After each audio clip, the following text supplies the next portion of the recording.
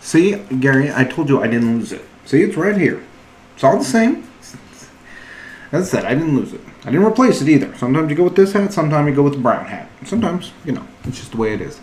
Hello, everyone. Jerryactric here with Jerryactric Midnight Movie Review, and tonight it was Miss Peregrine's Home for Particular Children.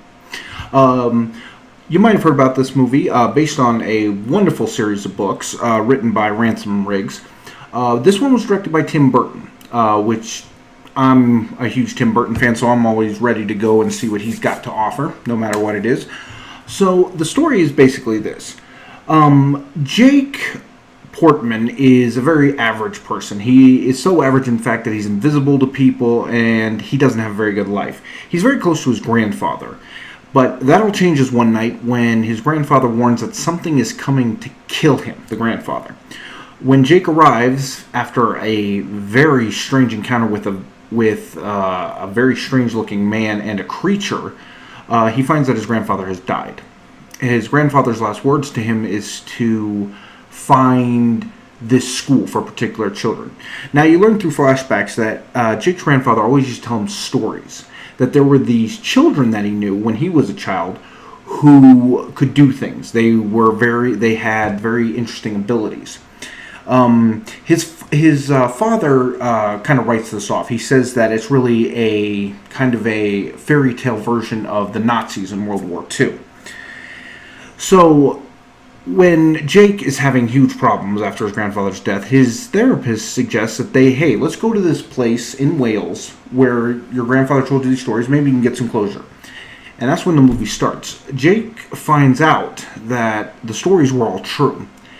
And he meets Miss Peregrine and the particular children.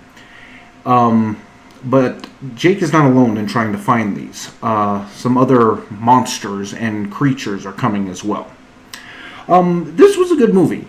Tim Burton kind of reined it in. I know Tim Burton is sometimes an acquired taste. Like, people don't like him. They think he's too strange, or people are very devoted to him. So this was a little bit more restrained in the Tim Burton things. Things were crazy, but of course this is a story that he's adapting. It's not an original story. And it was very good. I liked it. There was a lot of cool special effects with the children and the bad guys, but we'll get to that in a second. Asha Butterfield, I think, is how you say his name, plays Jake. He is a very compelling character. You see a kid who realizes that in his life he is nothing. And when suddenly thrust into a situation where you find out that there is more to him than meets the eye, he plays it very calm. He's never overwhelmed, but you see the wonder. And finding out that, the stories about his grandfather were true. Eva Green plays Mrs. Peregrine, who I really like. Now, in the books, Miss Peregrine was described as being older, but I really liked how Eva Green did this. She kind of plays like the smartest person in the room, always has kind of a look on her face like she knows a joke or she's in on something that everybody doesn't know, but her eyes sometimes turn cold. And you see, this is a person who has been tasked to protect these kids, and you have no doubt when you see her that this woman could do it. In a very interesting casting choice, the main bad guy of the Whites is Samuel L. Jackson, Mr. Barron. I will say this, for a kids movie, and this is a fantasy kids movie, these creatures were frightening. The Wrights are described as particulars who want to live forever outside of a time loop, which is where the children live. They live through one day and then it resets, because if they go into normal time, the time frame will catch up to them and they'll die. And so these guys wanted to try to live forever, and so through some very horrific experiments, they've become just these very evil-looking creatures. They have white eyes, which is just horrifying. It's not context. I think it was computer animated, but every time they were on screen, you just feel a chill up your back. Samuel L. Jackson plays it wonderfully. He does have some kind of funny lines, but he's very scary. You are never laughing at him as a villain who is making fun of. Yes, he doesn't seem to be much, but he is scary. The other creatures are what is known as the Hollows. And these are creatures that look like they came out of Silent Hill or a nightmarish version of Slender Man. They are very scary. The reason I tell you this is because maybe your kids are going to want to go see this movie. And while it is rated PG-13, I would advise some caution. There is a lot of violence in this movie. And it's children in peril, which a lot of kids can sometimes get frightening to see, monsters coming after them. Now, there was a problem with this movie. And it was this. If you go into this movie having never read the books that they're based on, you'll like it. It's a good movie. It's a good story. But if you've read the books, you might have a lot of problems with this movie.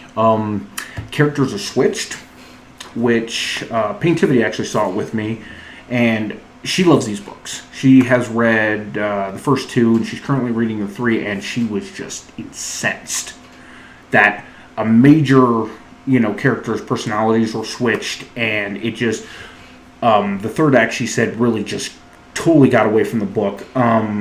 So if you're a fan and you're waiting to see this because you want to see this on screen, you might walk away disappointed because it's a lot of things get changed. Look for a lot of cool cameos in this movie. I was actually very surprised at some of the big actors who were in this, even if only for a few minutes. As I said, Samuel L. Jackson, but also Dame Judi Dench was in it. Lisa Jennings, who I loved in The West Wing. Terrence Stamp plays Jake's grandfather, who has a more substantial role. But as I said, very interesting that a lot of these actors signed on for it. I would as I said, if you haven't read the books, I'd go see the movie. If you've read the books and you really, really love the books, as I said, you might want to skip this one.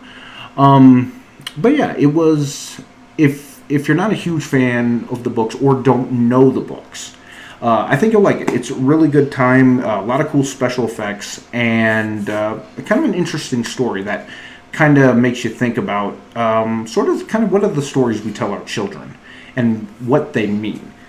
Go check it out. As I said, Tim Burton, it's always good to see him making movies. I like it. So this is Jerryactric for Jerryactric Midnight Movie Review, reminding you, if you're not going to the movies, then what are you doing with your life? No, Gary, it's Peregrine. Peregrine, like the bird. Because she turns into a bird. So, yeah. Pettigrew. No, not Pettigrew. Peregrine. Mrs. Peregrine's Home for Particular Children. Mrs. Pettigrew's Home for... It's not Pettigrew. Peregrine. Say it with me. Peregrine. Pettigrew. I don't even know why I bother sometimes. Playing Goodnight Robichaux, also known as the Angel of Death. Vincent D'Onofrio is in it playing this mountain man who is just a very strange character. You kind of get the feeling this guy hasn't talked to people in a very long